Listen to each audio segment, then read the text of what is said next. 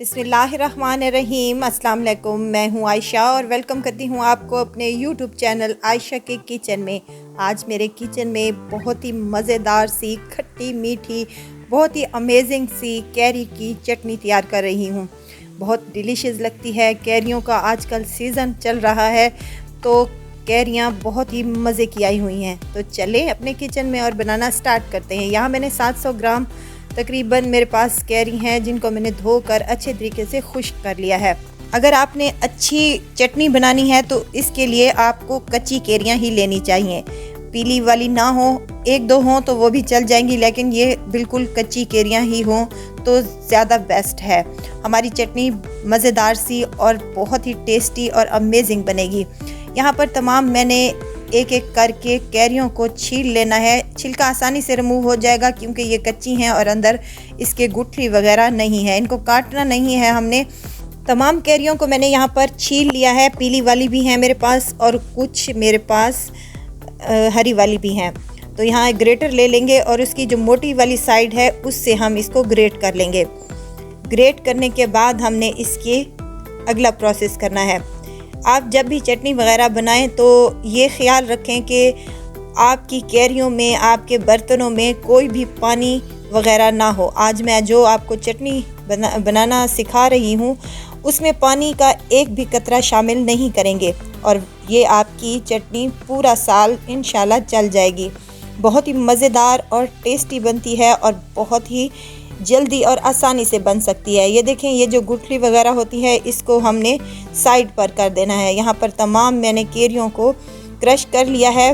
अब हमने वो बर्तन ले लेना है जिसमें हमने अपनी चटनी को तैयार करना है। यहाँ कढ़ाई ले ली है मैंने और इसमें ये गूदा शामिल कर दिया है कैरियों का जो हमने क्रश करके रखा था। ये 750 ग्राम के करीब कैरियाँ थीं जिसे मैंने छील काट कर ये तकरीबन आधा किलो बची हैं, 500 ग्राम के करीब। अब यहाँ चीनी का रेशो ये है कि जितनी कैरियाँ होंगी हमारी उतनी ही हमारी चीनी जाएगी। यहाँ मैंने 1 पाव चीनी का शामिल किया है और 1 पाव यहाँ पर गुड़ का शामिल किया है। आप चाहें तो तमाम इसको चीनी के साथ भी बना सकते हैं, लेकिन गुड़ का टेस्ट और फ्लेवर बहुत ही अमेजिंग आता है इस चटनी में। तमाम चीज़ों को अच्छे तरीके से मिक्स कर लें। कवर लगाकर 1 घंटे के लिए इसको छोड़ देंगे ताकि चीनी अच्छे से डिज़ोल्व हो जाए और ये अपना पानी छोड़ दे और इसी पानी में ही हम अपनी चटनी तैयार करेंगे। कोई और पानी हम इसमें शामिल नहीं करेंगे। यहाँ 1 घंटे के लिए मैंने इसको काउंटर पर ही छोड़ दिया था। 1 घंटे के बाद माशाल्लाह से मैंने इसका कवर खोला है तो चीनी तो अच्छी खासी डिज़ोल्व हो चुकी है और अच्छा खासा पानी भी छोड़ दिया है और गुड़ थोड़ा सा बाकी है जो हम पकते हुए हमारा अच्छे तरीके से डिज़ोल्व हो जाएगा। अब यहाँ चूल्हे पर मैंने चढ़ा दी है कढ़ाई को और फ्लेम को मैंने लो कर दिया है। लो फ्लेम पर हमने इसको पकाना है, हाई फ्लेम पर नहीं पकाना वरना हमारी चटनी जल भी सकती है। इसको कवर लगा देंगे और 10 मिनट के लिए छोड़ देंगे। तब तक हम अपना मसाला तैयार कर लेंगे जिससे इस चटनी का फ्लेवर और टेस्ट निहायत ही मज़ेदार आएगा। यहाँ सौंफ है मेरे पास 1 टीस्पून, अजवाइन है मेरे पास 1 टीस्पून, सफ़ेद ज़ीरा है 1 टीस्पून और कुछ दाने मेथी दाने के हैं। इन तमाम चीज़ों को अच्छे से मिक्स कर लें। यहाँ मेरे पास कलवंजी है जो मैंने साइड पर रख दी है, इसको इसके साथ मिक्स नहीं करना। इनको हमने अच्छे से भून लेना है, यहाँ तक भूनना है कि इसमें से एक प्यारी सी महक आना शुरू हो जाए।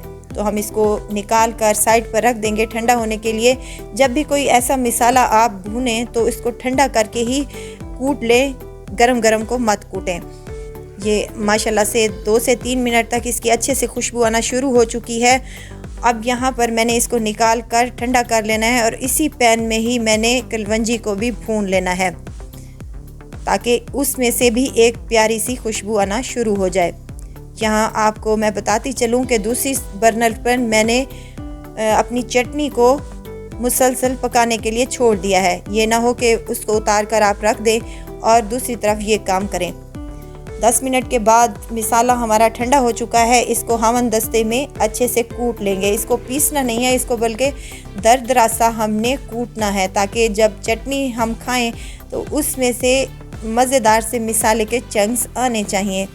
यहाँ अगर आपको मेरी वीडियो ज़रा सी भी अच्छी लग रही है तो लाइक करें, सब्सक्राइब करें और साथ में बेल आइकन के बटन को भी ज़रूर प्रेस कर दिया करें ताकि मेरी हर नई आने वाली वीडियो आप तक पहुँचती रहे। कलवंजी हमने ऐसे ही शामिल की है, इसको कूटना नहीं है। जब भी आप किसी चीज़ में कलवंजी का इस्तेमाल करें तो उसको बग़ैर कूटे ही डालें।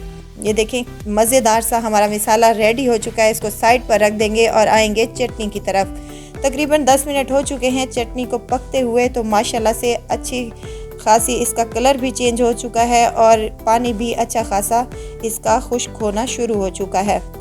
यहाँ मज़ीद इसको हम 10 मिनट मज़ीद पका लेंगे और इसमें कुछ हम मिसाले ऐड कर लेंगे। नमक है मेरे पास, कुटी हुई लाल मिर्च है 1 टीस्पून, नमक और मिर्च आप अपने टेस्ट के मुताबिक कम या ज़्यादा कर सकते हैं।